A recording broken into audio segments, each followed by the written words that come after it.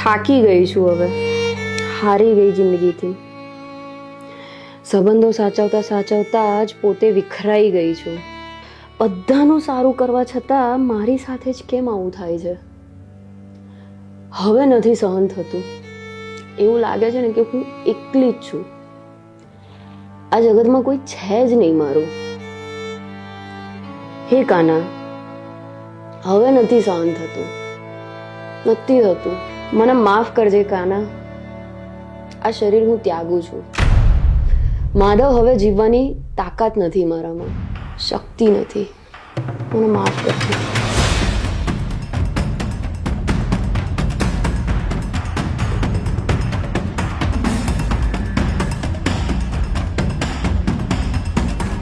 હે પ્રભુ, મારા છેલ્લા વંદન સ્વીકાર કરો.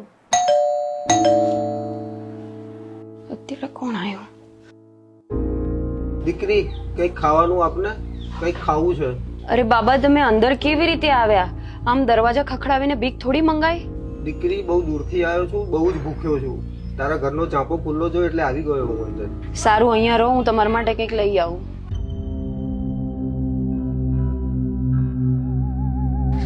લો બાબા, શાક રોટલી છે.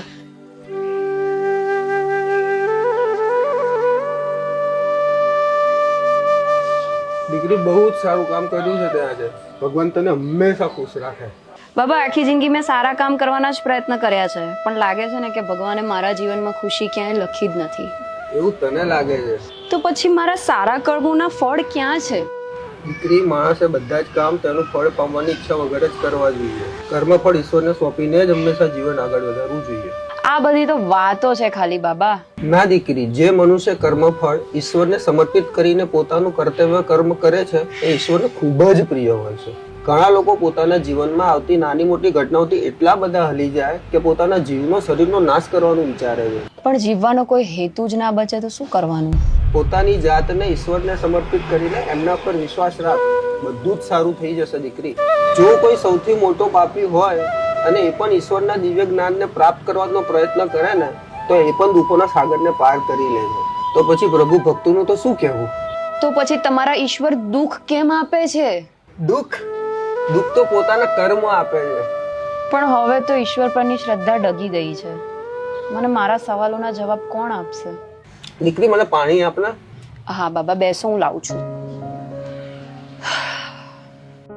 વાત તો સાચી છે. શું ખબર પ્રભુ મને મજબૂત બનાવવા માંગતા હોય? મારા જીવનમાં મારા માટે જે ના સારા સંબંધો હોય એને દૂર કરીને મારું જ ભલું કરતા હોય, એકલતા આપીને મને પ્રભુ ભક્તિમાં વાળવા માંગતા હોય. પણ પ્રભુ સાથ તો આપશે ને. હું બાબાનો આભાર તો માનું. આજે એમના લીધે થઈને મારા મનમાં શાંતિ થઈ ગઈ. હું એક પાપ અધર્મ કરતા અટકી ગઈ. બાબાને થેન્ક્સ કહું. લો બાબા, પાણી. जब तक ये धुरा मेरे हाथों में तुम्हारे मन को कभी भटकने नहीं दूंगा पार. रथ युद्ध का हो या जीवन का, मैं उत्तम सारथी हूं पार. હે પ્રભુ, મને માફ કરજો તમારા પરનો વિશ્વાસ ડગાવવા માટે. હું ભૂલી ગઈ હતી કે જ્યાં સુધી જગતના નાથ જગન્નાથ હાજરા હજુર છે ત્યાં સુધી પ્રભુ ભક્તોનું કોઈ જ ખરાબ ના કરી શકે, ઇવન એ પોતે મનુષ્ય પણ. જય શ્રી કૃષ્ણ.